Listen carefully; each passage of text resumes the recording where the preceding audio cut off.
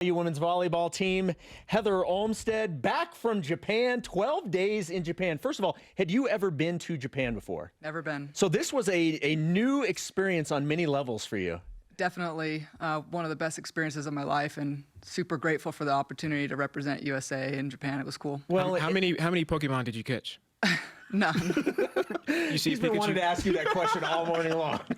I saw a store though. It was cool. Really? Yeah. Nice. I would have. Been having. Do people still catch Pokemon? Is that still a thing? Mm-hmm. Okay, that's fine. I do. So you were there. Your player Heather Knighting was there, and you were part of the college national team. Team played 7 matches. We mentioned how the experience. What was the volleyball like? The volleyball in Japan is incredible. It was probably one of the greatest lessons we learned, getting to play against their style of play. They're relentless with their discipline. Their serving, their passing, their defense, digging. Everybody can serve, everybody can pass, everybody can set, and they dig every ball. I mean, death by digging. They just dig everything you throw at them until you make a mistake. So we learned a lot from their style of play, and they're that way because they train hard and they train a lot, and they are respectful and kind. It was pretty incredible to watch them practice. They had been practicing before we played them, right? They had a 2-hour practice probably, and then they played us. Oh, wow. It's just their style, and they're so good at what they do. Is there anything that you've learned that you will take and try to implement into your program moving forward? Yeah, absolutely. I think we do a pretty good job with the serving game in our gym, and I think we can be better. I think I want to play more like them. I want to serve tougher and in more. And I want everybody to be able to pass and dig. And so, we can tweak a couple things that we saw from what they were doing and see if we can implement them for sure. It was so incredible.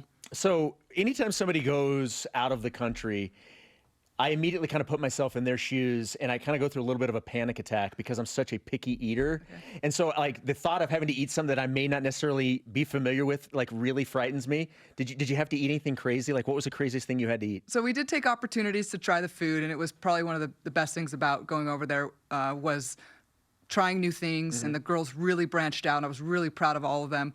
I'd say cow tongue. Do you like cow tongue? I think you know me well enough to know that's probably not something. It was pretty good. It was pretty good. Heather and I barbecued some cow tongue. It was a pretty cool night. And barbecued. Yeah, we cow barbecued tongue. It. Yeah. Okay, that may be different. I could do that. But we stuck with the rice and the ramen. The noodles were really good, and the tempura and some of the just the staples. And so it was really like good. Overly crazy. Not too bad. Okay. Did they tell you like what it was? Yeah, we had an interpreter with us the whole time, so we're like, Marie, what's this? Marie, what's this? And she would just laugh at us and tell us what it was, and then we tried it. Okay. So no pranks then? No. You were good? No. Okay. Good. So the opportunities continue for Heather Knighting. She was one of 20 players selected to the U.S. Women's Junior National Training Team. Yeah.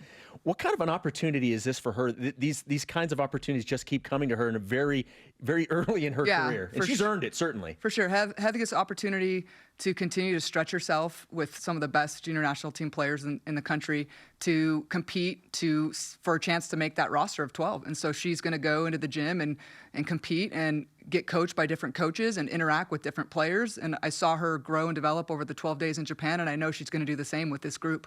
How do players get selected? Is that from the coaches or? We went and did a tryout. We had a couple girls go to the tryout in March, beginning of March, and that's where they were picked for these certain teams, was that tryout for USA Volleyball. Okay. Nice. So another one of your players, Mary Lake, she just returned from Italy. She's going to be playing this week in Omaha.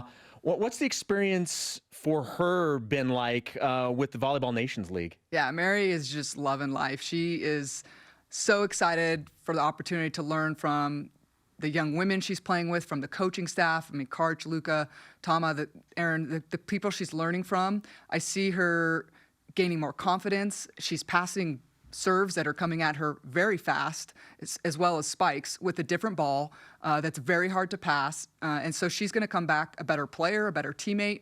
It's just really cool to see her grow and develop. The volleyball community is such a tight-knit community to begin with. How much can this help? I mean, you get into one of these, and it seems like, once you're in, and it's a lot, people take notice of this very quickly. Yeah, it's a good opportunity for Mary to travel around the world and to get better at volleyball and meet new people, and it's going to serve her well for her senior year, and then figuring out what she wants to do after. Whether it's playing professional or playing for Team USA, it's a big step towards that.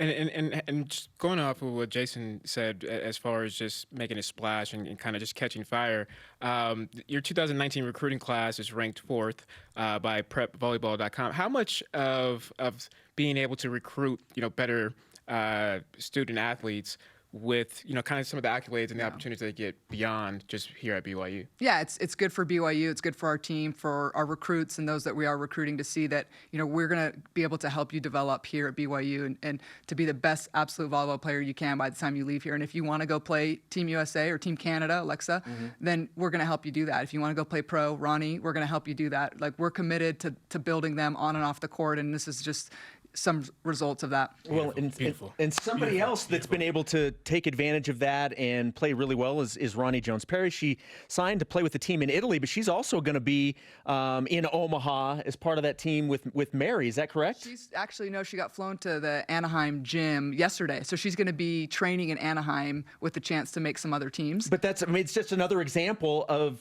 somebody that's taken the opportunity and is going to be able to run with it. Yeah, it's huge for her, and she's worked hard to put herself in that position. So they're going to take a look at her, and she's going to get a lot of good reps before she heads out to Italy to play pro. Well, one of the fun things that we get to do having you in here is we get to release the 2019 schedule for the upcoming season. Let's do it. And so right now, let's go over the schedule. This is, and you have been somebody that has never shied away from playing tough teams. Give us just an overview of the 2019 schedule. Yeah, we like the schedule we put together. We've got opponents on there that are going to stretch us and make us compete and figure out where we're going to be heading into the West Coast Conference. So they're going to test us early, and we're going to have some home games that are going to be exciting and some away games that are going to be exciting. We're super stoked. Well, and you start out with the BYU Invitational. It's August 30th. It's got obviously BYU and Marquette, a really good team. Boise State, UVU. I mean, this is a great way to start things out. But you mentioned going on the road. I mean, there's a pretty decent stretch on the road that's very ambitious. Yeah, we're heading to Wichita State to return the favor. They came out here and played and get a match against them and Texas and VCU, who's conference champs in their conference. And then we'll go play at Utah and at Stanford, and then we start conference. So we'll know where we're at by the time we start conference for sure. So I know with football, especially with some of the bigger conferences, they like to schedule, I guess, powder cakes up front, right? And kind of have test games just because they want to, kind of iron out the kinks, so to speak. With volleyball and with you guys in this schedule, is there any strategy involved in that sense? I think there's a little bit of that. You want to be able to get your systems in place. I think it's smart to be able to work and to get everyone on the same page. And so you need time to do that. That's practice. Time for that is practice. And so the matches, you don't have as much time. So we feel like all our opponents are going to challenge us right from the get-go. So I don't think there's anybody easy on our schedule, and it's going to be exciting. And I love the opening up with 6 matches at home and then going on the road. Well, and I've got to imagine it's we talked about recruiting a minute ago. I mean, players coming in know they're going to be able to play against the best of the best in college volleyball. Yeah, absolutely. It's something we talk about in recruiting, and we're constantly trying to schedule, opponents that, we know we can play with and that are going to compete with us. And it's just a good opportunity for our team and BYU. Well, I mean, look at that stretch. At Utah, at Stanford, at Gonzaga, at Portland. I mean, it's what do you make of the West Coast Conference? I realize it's very early, but what are your early impressions of what conference play will be like this year? Yeah, I think it's going to be another tough year. I think LMU's really good. I think St. Mary's. I think San Diego's always good.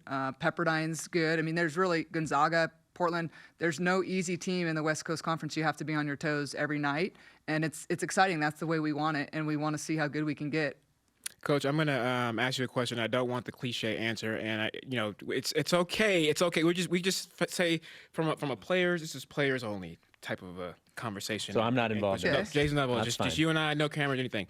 What game are you most or match you're most excited or opponent you're most excited to play? What really kind of get you getting the butterflies, get the adrenaline pumping, just looking at it on paper? Yeah, I think for sure you're looking at the Stanford match, national champs, opportunity to play them again at their place. I think if you're not excited for that match, I don't know what you are, but excited for. But we've got the Utah match, the Texas match, Wichita State. Any match we're going to be excited for, but I think Stanford's one where it's a little bit different that you're playing the defending national champs.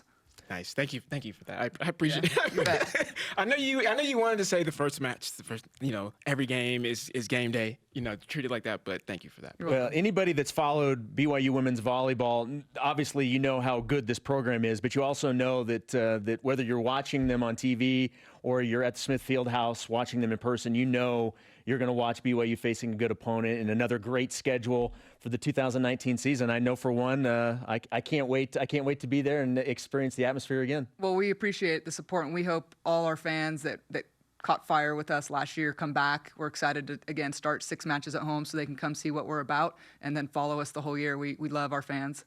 Thanks for coming in. Congratulations on getting the schedule completed, and welcome back from Japan. Thank you. Here's the other question: would you eat cow tongue again? Sure. There we It's go. pretty good. There you go. There we Okay. go. There we go. Heather Olmstead, thanks for Thank you, joining us. We guys. appreciate it.